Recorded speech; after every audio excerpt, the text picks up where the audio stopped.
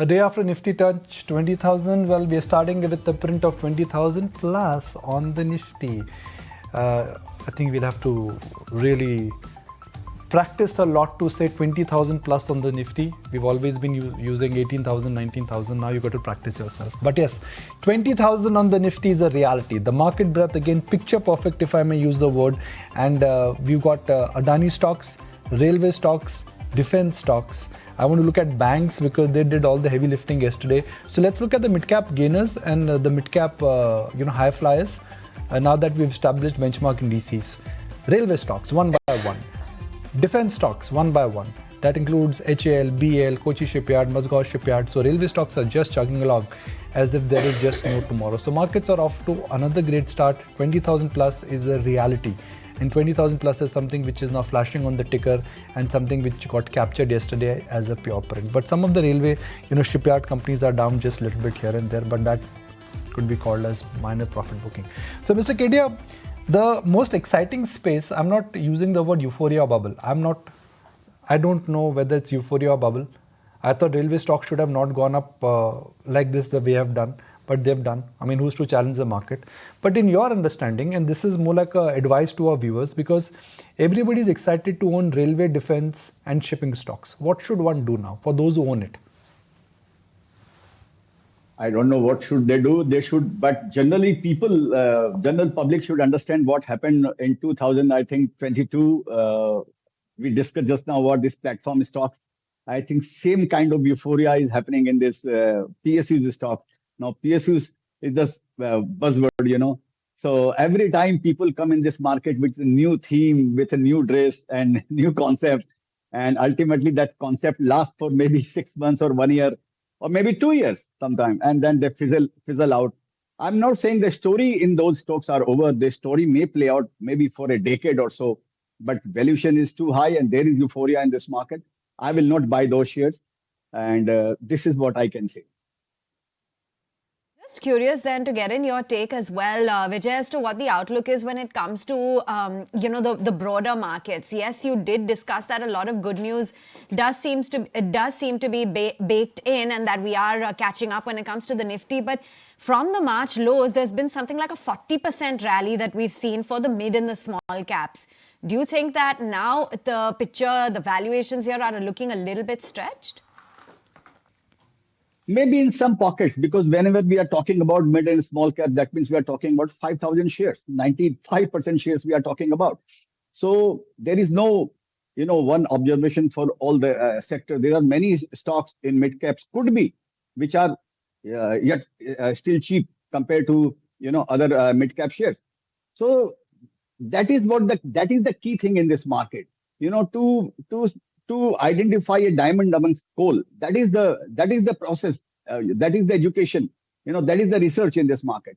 But overall, if you ask me, I would say that this mid cap and small caps are, of course, are not very cheap. One has to be very cautious. One has to be very careful. There are times when one has to be fearful. There are times one has to be careful. So I think this is the time, and when there is time when you are cheerful. So, of course, we are going through a cheerful phase, but of course, after cheer, there is fear. Right, Mr. Kedia, lovely having you on board. Thank you so much for not only sharing your market gyan, but also serenading us on ET Now. Always good to connect with you. All right, let's just pay a little bit of attention to the equity markets right now, quoting at that, coveted 28K mark. About 1/3% higher. It's traction within the broader universe as well. L&T, ICICI Bank, Ultratech Cement, Dr. Reddy's Labs, TCS, ONGC. So gains seem to be broad-based. Let's get in our chartist view as well. And Kunal, a pretty healthy screen at that. Large caps leading from the front. What is it that you're punching in as your first trade, and walk us through levels as well? Well, absolutely. I think no complaints for the markets. Fantastic uptrend for the index and good start for the index so far.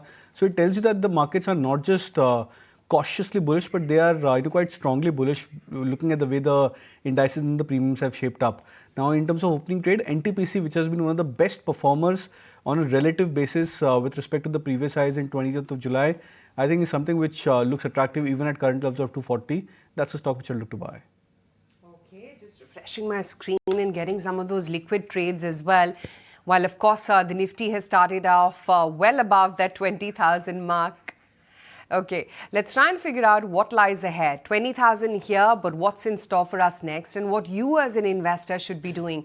Who better than Sunil Singhania to throw light on that? In fact, for that chat, I'm going to hand it over to Nikunj. Well, Nifty has touched 20,000 and it's a big moment. But it's a very proud moment that for the first time you could actually say that in Indian markets, the wealth this time or the effects of wealth creation are being enjoyed by Indian investors. There used to be a time when Indian investors would shy away, Indian companies were delivering and growing, and for institutional investors, they were taking a leap of faith. But in the last couple of years, courtesy SIPs, PMS schemes, the belief in India, I guess the Indian market now has become vibrant, and the wealth creation is something which is benefiting crores and crores of Indians, whether it's via direct equity, mutual funds or PMS schemes. But when you reach a landmark like 20,000 on the Nifty, it's time to celebrate. It's time to look back, it's time to look forward, and it's time to take a fresh card. You know, every time a batsman hits a century, you just look up, thank God, take a fresh card, and perhaps prepare for the double century. So since cricket season is round the corner, let's connect cricket and markets on this edition of Markets and More with Sunil Singhania. Mr. Singhania, good morning. Thank you for joining us. So 20,000 on the ticker. What does that mean for a long-term investor? Good morning, Nikunj. Thanks for having me. I think all milestones are good and positive milestones are always very pleasurable. So I think it's a good milestone. 20,000 is a great number, specifically looking at the fact that we started, Nifty maybe 95 at 1,000 odd levels. And I think from there we have seen the country evolve, the country grow. And particularly, I think the last 3-4 years, despite all these headwinds which we have had, including the Russia-Ukraine conflict, COVID, and so many changes in our systems, including GST, DeMon, and so on and so forth. I think the country is firmly, on track to continue its growth rate, being one of the fastest growing economies in the world. And for a change, I think this milestone does not sort of scare you. I think this is a milestone which is backed by fundamentals, which is backed by optimism that this growth rate is going to continue. And therefore, I think it gives confidence that this is just one of the milestones. There are many more which we need to conquer as we move ahead. Right. But if one looks at the tone and the tonality of the market, Nifty may have done precious little this year in terms of absolute return. But there is a giant rally in small cap stocks. There is a jumbo move in SME stocks. And there is a smart comeback in some of the mid-cap stocks. Do you think somewhere we need to be worried about the sheer level of participation in the mid and the small cap stocks? No, I think you're right. But you have to remember a few things. One is there was a little bit of underperformance before this rally started, particularly in the smaller stocks. And second is, I think the broader participation in the markets have been pretty good.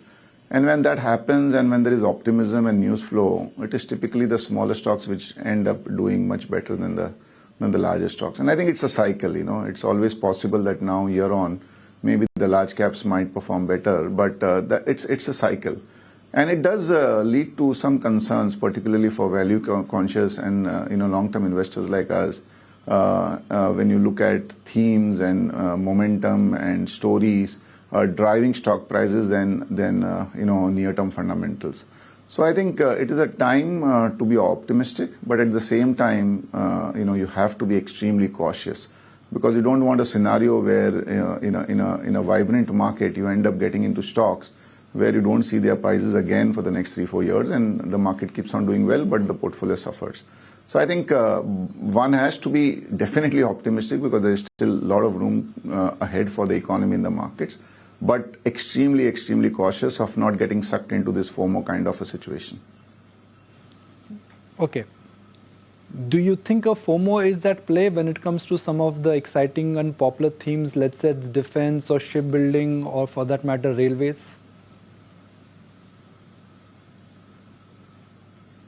No, there is, so someone was asking me, when is the time to get down? And I replied that, we missed this train. We have not got into it. So where is the question of getting down? So I think in some of these companies, there is a lot of fundamentals which are backing the optimism. I think the government has gone on a front foot in terms of Make in India as far as defense is concerned, youth spending as far as railway is concerned, the recent announced, corridor from India to Europe via the Middle East is again something which is lending a lot of optimism.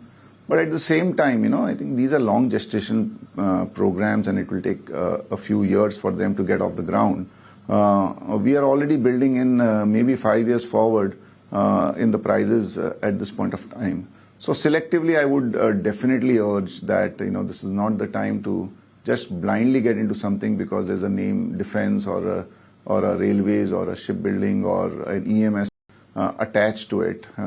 Be discreet. There is, as I said, a lot of opportunity in these sectors, but now one has to be careful in terms of the stocks which you invest in, even within these sectors. So let me divide the market the way you look at things. Cheap and attractive, good but expensive, euphoric and should be avoided.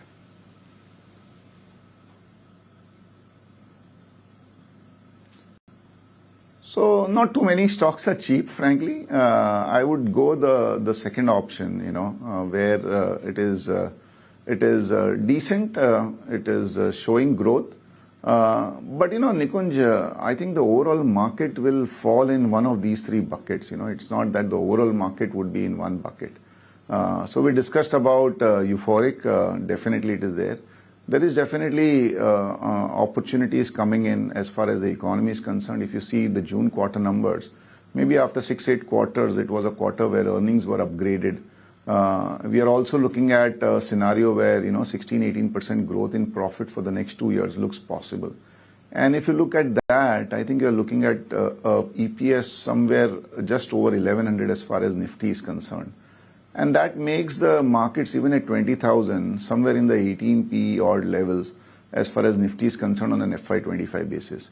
So it's not cheap, but it's like only 8-9% higher than the 10-year average. So I would say the middle option which you said that, it's good, not very cheap, not very expensive is how you can describe the overall situation as far as India is concerned.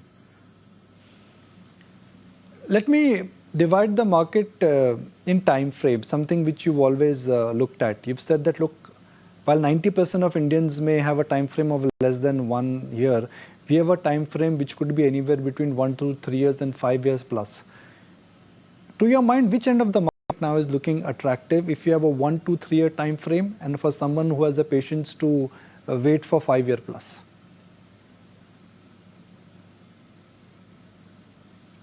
Nikunj, the good thing about the Indian economy and therefore the Indian market is that we are very diversified. We have presence across sectors. So whether it is IT, pharma, cement, manufacturing, engineering, across, we have financial services, obviously. We have presence across sectors. And there are so many listed companies and there are so many new businesses which are getting listed. So I think to that extent, India is an investor's, I would say, dream where, you have presence across sectors, across companies, very, very strong entrepreneurs and so on and so forth. As far as the potential is concerned, I think India did very well as far as services is concerned. As far as knowledge-based sectors is concerned, which would be pharma and to some extent even chemicals. But now with this recent thrust of Make in India, import substitution, export focus, a lot of these manufacturing industries are also gaining a lot of credence, And particularly with this China plus one and now Europe also becoming a difficult geography to manufacture, I think those opportunities are also opening up as far as India is concerned. So if you look at, 3-5 years and ahead, we have like almost all the sectors looking very exciting. From a 1 to 3 years perspective, I would say banks have done very well. June quarter, the earnings upgrade was largely because of the phenomenal results with the banking and the financial sector reported. However, that has been the sector which has lagged the most in terms of price performance. Maybe it is because of oil prices inching up a little bit and therefore inflation fears coming back. Maybe, there is a little bit of compression as far as NIMS is concerned. However, given the fact that if we believe India is going to grow, Both government capex, private capex is going to be there. Credit growth is going to be strong. There is hardly any, non-performing assets left in the balance sheet of banks and financial services. So I would say from a 1-3 years perspective, financials obviously look very, very good. And then there are obvious names which are there. So manufacturing and all the buzzing stocks, defense, railways, and all are also looking interesting. But the only thing is, please be a little bit discreet. Just because of the sector, just don't get carried away. One also has to see the valuation. So I would say in the near term, these would be the sectors. I personally believe that the second half of the current financial year, starting from now, because the festive season has got deferred, the wedding season has got deferred by a month, should be pretty good. There is some concern about the rains playing a little bit of truant, but it is expected that in the next 1 week, 2 weeks, that also should revive. Hopefully, we will not have a bad monsoon. We'll have an average to normal monsoon. And I think, given that the festive season and the wedding season has got deferred, the second half of financial year 24 should be pretty good, even from the consumption perspective. So I would say from a 1-3 years perspective, even consumption looks pretty exciting. If I look at your declared portfolio, what is available in the public domain and part of your newsletters, you got a lot of metal names there, especially Jindal Stainless as one of your top holdings. Now, this is very unusual because at a time when China is not coming back, one metal name is one of your top holdings. Are you bullish on the global economic turnaround? Are you bullish on the global metal demand? Are you bullish on the China recovery? I think we have been extremely positive, particularly on the steel cycle and also within steel, specialized steel. In fact, because of our risk measures, we don't go beyond 8 to 10% as far as deep cyclicals are concerned, and that's why we restricted our exposure to deep cyclicals to 8 to 10%. But our view is that over the last 2-3 years, Indian steel companies in particular have, repaired their balance sheets phenomenally.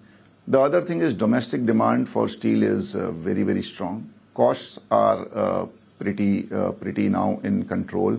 We have a scenario where capex on the government side as well as on the private sector is looking on an uptick. And if you look at railways and all the other things, it's all going to consume steel. Also, from an export perspective, yes, things are not that good, but we expect that with this a little bit of anti-China sentiment and also possibility of some revival as far as global economy is concerned, there will be export opportunities opening up also. And China has been trying to do its bit to ensure that growth rates revive there also. So in a scenario where China is not growing, Indian steel companies, particularly the specialized steel companies, have been doing pretty good. And if there is some tailwind coming in from global side, I think we would have a decent next 2-3 years. So that has been one of the reasons why we have been quite optimistic on that segment. Since you mentioned banks, I want to go back to banks now. And within banks, it's large cap banks which are underperforming, PSU banks which are underperforming. This year, markets have made a new high, but banks have not made a new all-time high. Is this only because of the excesses in terms of positioning which had got built up and they underperformed? Nikun, cycles, particularly in the markets, have become shorter. Sectors rotation is like crazy. You had pharma doing its bit, then you had IT, despite all its negatives, do very, very well, and then you had manufacturing, and then now all the infra-related companies. I think banks, you're right, have not participated. And I mentioned earlier, it's been a combination of fear of inflation being a little sticky, and therefore, at least globally, and particularly in the US, interest rate cycles still have not, people don't have the confidence that it has peaked. And that is one of the reasons why banks have not performed. But I would be in that camp which would say that in the next 6 months, banks should outperform the Nifty. And particularly, everyone is becoming so excited about the public sector companies. I would say public sector banks have underperformed big time. And a lot of these banks are now trading at like P's of anywhere between 4 to 6 times. So maybe there is a decent enough opportunity there. from a 6-month to 1 year perspective. Historically, Mr. Singhania, markets have always rallied in the run-up to the election. At least the last 3 election cycles have indicated the same. Do you think this year it could be no different, that market actually could see a run-up in the run-up to the election cycle? Nikunj, frankly, what you say might be right, but I would dissuade investors from trying to just use that as an opportunity to invest and trade out. I think I would say that at these levels, you have to be an investor only if you believe that India will continue to grow from a 3-5 years perspective. Playing the market from a 3-6 month perspective might not be a great experience. Renewed volatility is going to be the order of the day. There are going to be swings up and down, and therefore, only if you have a view that India is going to be maybe a $7 trillion economy in the next 6-8 years, that can be the only reason why you would be investing in the equity markets at this point of time. You have followed a template of 15, 15, 15, return ratio 15, growth 15%, and P multiple of less than 15. Is that template still at play, or the market conditions are forcing you to change that template? No, it's becoming difficult, Nikunj, for sure. I think 15% ROE is still possible, 15% profit growth is still possible, less than 15 P is becoming a challenge. But I think at the portfolio level, our all-cap portfolio is still at around 15.5 times P 1 year forward. And the mid and small-cap portfolio, which is the emerging opportunities, is still around 14 times 1 year forward. And that is largely because, we are quite diversified in our approach. We have some metal stocks also where the Ps are lower. As I said, we have some banks and public sector banks, which again bring the overall P multiple of the portfolio to reasonable sort of valuation. So far it's been pretty good. But having said that, I would say that investing in these markets is very tough, particularly because the impact cost is pretty high, and liquidity is a challenge. There are too many buyers, and therefore, from our perspective, we have been very slow in deploying fresh funds. Mr. Singhania, a lot of new sectors of late have got created, starting from drone to even specialized software companies which are in SaaS or which are in product development. Anything which is catching your attention, which could be the next theme in making, whether from the IPO market or from the secondary market? I think the only theme we follow is that whether the company can double profits in 4 to 5 years. And a lot of these themes are interesting and exciting, but the valuation at which the IPOs are coming and the stocks are getting listed is something which at least conservative investors like us cannot comprehend. Yes, drones is going to be a big thing, but most drone companies in India are pure assemblers. You can create a drone manufacturing facility in 5,000 square feet, because it's predominantly assembling. And same is the case with so many other sectors. So I think, yes, sectors are interesting, exciting. Presentations made by the companies are even more exciting. You have all sorts of terminology which at least maybe old people like us don't understand. So I will again urge, that themes are good, but ultimately the theme which plays for the long term in the equity markets is profits and profits of the companies where you are investing. But are we going to that phase of the market where profits would be visible, but it's not the profits, but it's the prices, which in a sense could be the restrictive factor? So the economy will grow, profits will grow, and stock prices may not grow because the run-up has already been extraordinary.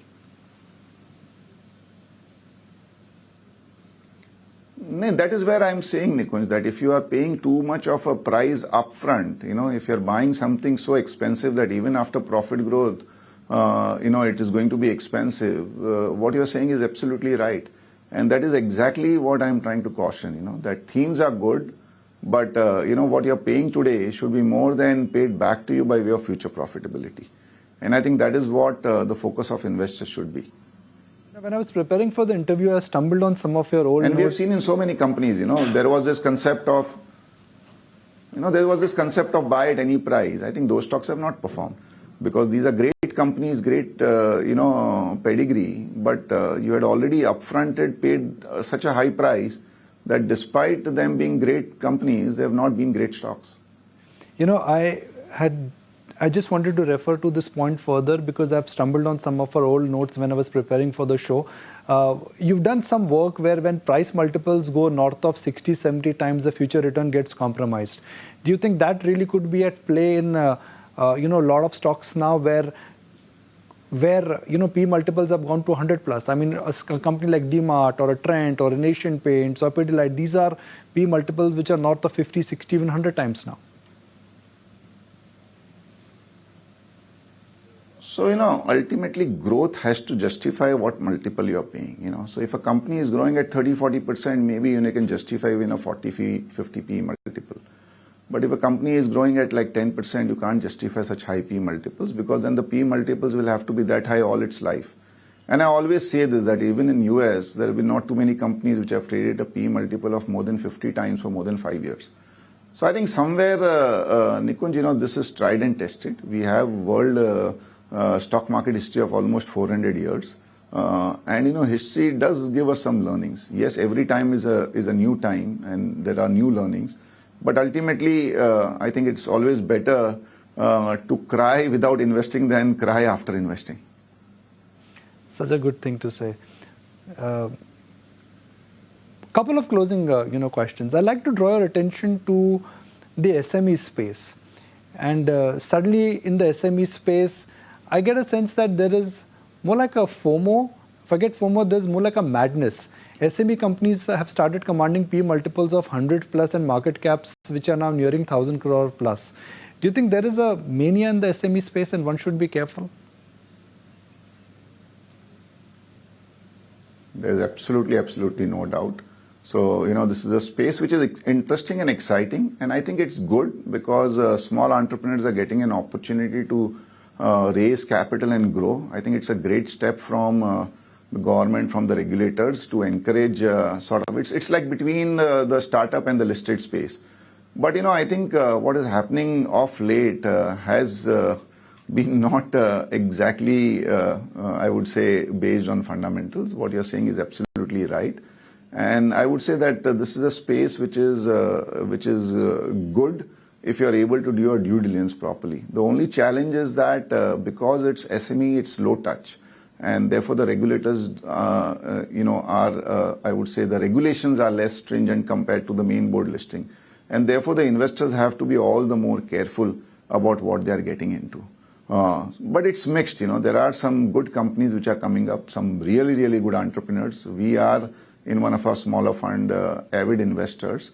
The experience has been pretty decent. Historically, if one looks at how Sunil Sanghania has invested, he's bought into infra stocks, he's bought into construction companies. Has that cycle started again? Road, real estate, basically the construction companies, because that's where I guess a lot of action has started again.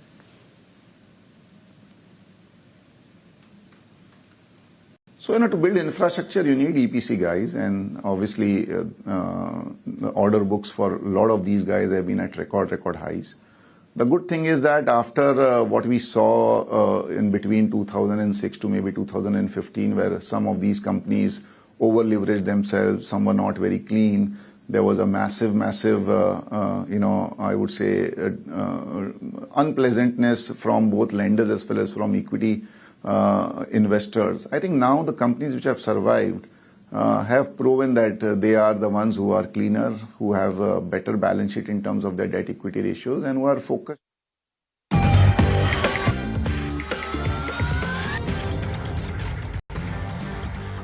Back with first trades right here in ET now. Well, 20K is here for the Nifty and it's sticking by so far at least. 20,070 is where we're currently at in the Nifty. Look at L&T. Bring up that intraday graph for L&T and it's now slowly inching towards that 3,000 rupee per share mark as well. Life highs for L&T as we speak right now. And today you're seeing the pharma sector actually contribute. So everything from a Sun Pharma to a DRL, Divi's Laboratories, Lupin, which is holding up 3%, Syngene, Zydus Life, the entire sector is a buzz in trade. There's also ICICI Bank, about 1.5% uptick there, Axis Bank, Infosys. Having said that, I must say that a large pocket of the market is not performing. So what the Nifty is doing is thanks to some of the individual standalone movers, largely or largest contribution actually coming in from L&Ts. And then, of course, some of the pharma majors, like I mentioned, which don't have as much contribution on the Nifty in terms of a weightage. And yes, dots of green within Infi, TCS, and private banks like ICICI Bank also holding out smartly. But let's understand what's the reading on the charts. 20K here, but what next now? Gautam Shah joins in on the show for exactly that. Gautam, hi, good morning. Good to have you on the show. Gautam, party coming to an end, or has it all just begun? Good morning. Well, I think the party could take a bit of a pause. I think that's par for the course. We've run really hard on the mid-cap, small-cap side. I mean, I made this point that the chart of the mid-cap and small-cap looks like what really happens in mock trading and not in live action. And it's been that flawless, higher high every single day for the last 20, 30 sessions. And I haven't seen something like this in a long, long time. But clearly, round numbers bring euphoria. I think you saw that in the month of July when we got close to 20,000 and got into a correction. Now we are back at 20,000. We've tested it. We've surpassed it. And there is once again euphoria, which has made a comeback. So I think what I feel is that the mid caps and small caps could take a bit of a breather. And you're seeing that on the screen today with the downtake. And this could continue for some more time because there is clearly room for some downside. But I think the focus is really going to move to the large caps from here. So the large caps can make up for the underperformance of the last couple of months is what the view is for the next few weeks. And we do see the Nifty gradually moving towards a level of 20,400. I know it's not big in percentage terms, but unfortunately, I don't have large targets to work with because I do believe that the Nifty is going to be in that band of 19,500 to 20,400. And in this period, just stay in specific themes, sugar, textile, IT, pharma, metals, banks. I think these are the themes where I would like to commit into. Let's first address what's happening on the index, right? Given that we are celebrating 20K. What do you think is going to contribute to the uptick? Because what we've seen is that from the August end to now move has largely been led by underperformers like in HDFC Bank. Infosys has also contributed to the move. And of course, there have been others like in L&T, etc. too. Well, I think it's going to be the IT index and banks. HDFC Bank has become such a big heavyweight for the market that even a little move impacts the Nifty and the Bank Nifty. And you've seen a good rebound in HDFC Bank from the lows. So I do believe that the Bank Nifty underperformance has come to an end. It is likely to contribute, led by SBI, ICICI Bank, and HDFC Bank. And I do have a working target of about 47,500, which means that the overall market and the Nifty itself should be safe. So banks, I think could possibly lead the up move from here, and followed by the IT index, which saw a lovely breakout a couple of weeks back. Thereafter, we've seen good follow up. I mean, look at what TCS, Tech Mahindra, and HCL Tech have done in the recent past. And we do believe that the IT index can gain anywhere between 10 to 15% from current levels. So Reliance is pretty much in the range. So I don't see too much contribution coming from there. I don't see contribution coming from ITC, but banks and IT is really the focus area for us, followed by metals, which I think is a structural story for the rest of this year. So in this market of 20,000, if you want to buy something which gives you a great amount of comfort with limited downside and great upside, it is metals. The Nalcos, the Tata Steels, the SAILs, and the JSW Steels of the world. I think we are very comfortable buying into them at these prices. I must flag off what we were talking about, whether the small and the micro caps are headed towards a bit of an ease off. Look at the kind of cool off and the crack that you're seeing within what's happening with the defense names. And if you could just quickly bring up some of these names. The defense stocks are the ones which are seeing a huge crack, by the way. Sugar is falling extremely fast, and the railway stocks as well are easing off quite a fair bit. If we can just flag off some of these intraday names, you have a Mazgaon Dock, for instance, which has seen quite a bit of cool off. IRFC has fallen about 5%. Same can be said about RVNL. That's, I think, cracked about almost 9% or so. Mazgaon Dock, an 8% crack coming in there. And the sugar pack as well. Just yesterday, you saw these stocks actually move up. And today, most of these stocks are undoing all of the gains from yesterday. Gautam, do you believe when it comes to the broader markets, defense, railways, power names perhaps, these are the spaces where you now need to tread with caution and don't hold on if you don't have the stomach or the appetite to manage a 10 to 20% fall? See, experience has taught me that whenever any rally becomes parabolic, it usually does not sustain, and that's clearly happened in defense and railway. And we have been recommending aggressive profit booking in both these spaces in the last few days, and we continue to recommend the same because I think this is just crazy because people are just factoring in too much into the future, discounting too much into the future, which I don't think is right. On the other hand, power, I think, still has a lot of upside left. I mean, look at Tata Power, JSW Energy, CESC, and some of the smaller mid-cap names. I think there it's a more structural trend. I don't think it's got parabolic as yet. So I'm still comfortable holding on to power and buying power on dips. But the other two sectors that you mentioned, clearly, they could actually be topping out, as we speak. So one should be very careful there. Is it end of the bull market, or this is going to be one of the scary bull market corrections, 20-30%, and before you realize it's actually over? Because gone are the days when you saw 20-30% corrections in a bull market, because I have seen 2003, 2007, and in that period within a bull market you actually saw 20-25% corrections repeatedly. But please understand that that was a market driven by fraud and liquidity, and we lived in a very, very connected world. This time it's a lot different because it's all domestic liquidity driven. India is an underperformer in the global basket, and we have our own tailwinds as well.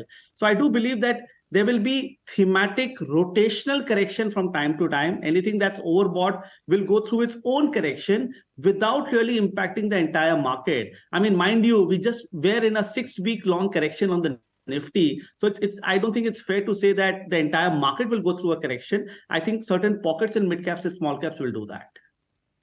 No, my question is that if these are bull market stocks, whether it's defense, railways or shipyard, right now in the near term, they may have become overbought. But on a 15%, 20% decline, if the bull market is intact, would you gravitate towards them only? Or do you think this market action now may just stop them out for many years to come? I would stay away from them. It's very difficult to say whether I would stay away from them for years, but definitely I think the entire rally is overdone. I don't think it is justifiable with what has happened to many of the railway and defense stocks. Aggressive profit booking is advised. And I think there are just too many pockets in the market where there are much better opportunities based on risk reward. So why do I go back to railway and defense? I think any which way the market has discounted positives 5 years down the line. So I don't see them doing great things anytime soon. What's the view on the entire consumption space? ITC aside, which you have flagged off, do you believe that there is some steam perhaps in mid-cap names within this space? No, I think FMCG and consumption in general have underperformed the market in the recent past, and I see that continuing. In fact, FMCG is probably the only sector in the market which hasn't really participated in the recent past and has been languishing. And unfortunately, FMCG is led by ITC and HUL, and both these stocks don't have great charts. So we actually, recommended profit booking aggressively in both these stocks in the recent past, and that continues to be the stance. So consumption, I don't think is really a theme. As I mentioned, I'm more focused into IT, pharma, metals, and banks, where I think the opportunities are clearly there based on risk reward. Everything else, one has to be very, very careful. For the Nifty also, Gautam, while you did talk about the upper band of 20,400, do you think the aberration and the volatility could get heightened from here? I mean, for instance, we've already fallen almost 1% from the top. We're at 19,941 now on the index. See, I think volatility is good for any bull market. Whenever you see a rally which is vertical in nature, it is usually not sustainable. So I'm happy to see volatility, to be honest, to the tune of 2-3%, which is absolutely normal. This is something that you saw in the last 6 weeks. But I remain of the view that on the index, there are no signs of topping out on the charts. You could see these 100, 200, 300 point knee-jerk reactions that might scare market participants that maybe the best is over, but I don't think that's going to be the case for the index and large caps. It's really pockets within the mid caps and small caps where you need to be careful and invest and trade carefully. So if the correction has to kick in, let's say in mid and small cap stocks, what could be the extent? A a lot of stocks have actually gone up 2x, 3x, 5x, just like that in the last 12 to 18 months. So there could easily be a 20 to 40% kind of a drop in many of the high flyers of the last 6 to 12 months. So that, I mean, traditionally, that's the kind of correction that you see. In technical analysis, we talk about a 38% or a 50% retracement of the entire rally. I think that can easily happen in a lot of stocks. But even within the mid-cap space, I think sugar has broken out recently, fertilizer has broken out recently, cement continues to look good to us, auto ancillary continues to look good to us. The entire unlock basket, the QSR space looks good to us. So you can't, paint everything with the same brush. These are pockets that we like, and there are some pockets that we dislike. So it's going to be a very stock-specific market. You just can't holistically buy anything and everything, which has been the case for the last 2 months. 2 points lower, 19,943 now. So flattered for a bit, and then that crack has come in. So let's talk about individual stocks then, Gautam. If you could just highlight 3 buys and 3 sells from your end. Well, as I said, I'm oscillating towards the large caps. I feel at a 20,000 index, they are far more safer. So I would refrain from giving out any mid cap or small cap name at these levels. But within the large cap space, I think in the IT space, we continue to like HCL Tech, Tech Mahindra, and TCS. And I believe that all these 3 stocks could appreciate anywhere between 10 to 15%, a visibility that you don't have for many large cap stocks in the market. So that's number 1. Number 2, I think from the metal space, we like the way Tata Steel has set up. I think it could do something special over the next 3 to 6 months. So large upside to the tune of 20-25%, followed by Nalco and JSW Steel. So these 2 sectors and the 6 stocks that I mentioned would be my top picks among the large caps. Closing comments. Before the year end, will Nifty be higher from current levels or lower from current levels? It's an easy one, right? Yeah, I know it's an easy one, but I think we should be higher, but I don't think we are going to be too much higher from where we are right now. Settle between, let's say, 19,000 to 21,000. That would be a fair assumption? That's a very fair assessment, Nikunj. I think if we can just stay in this sort of a band and just pass the entire year, I think that's great for stock pickers like us. Gautam, before we let you go, I just wanted to ask you about New Age Tech. Has that been a missed opportunity, or is that something that you have no FOMO about? Well, New Age Tech is an opportunity selectively. I think we've been a big bull on Zomato all along. We just like the way the chart setup is, and I do believe even from current levels, it could do special things if you have a time frame of 12 to 18 months. At the same time, stocks like Nazara, stocks like Delivery, I think are on top of our list. So again, don't look at anything and everything. The few names that I mentioned is where we are highly convinced that it should do well over the next 12 to 18 months. Thanks much for joining in. Good to have you and get perspective, but it's the markets that really merit all the attention right now. A near 3% nosedive from the top of the day for the mid and the small caps, and it's just not even 10 a.m. So there has been that sharp, decisive fall in the frontline indices, in the broader markets and across the board. Coal India, Adani Ports, Adani Enterprises, Tata Motors, UPL, all cracking hard and fast, and across the board, be it IT, the Nifty Bank, sectors are clearly coming under pressure with all sectoral indices in the red, but it's clearly the broader markets that are seeing the deepest cuts. We'll take a very short break, come right back for more.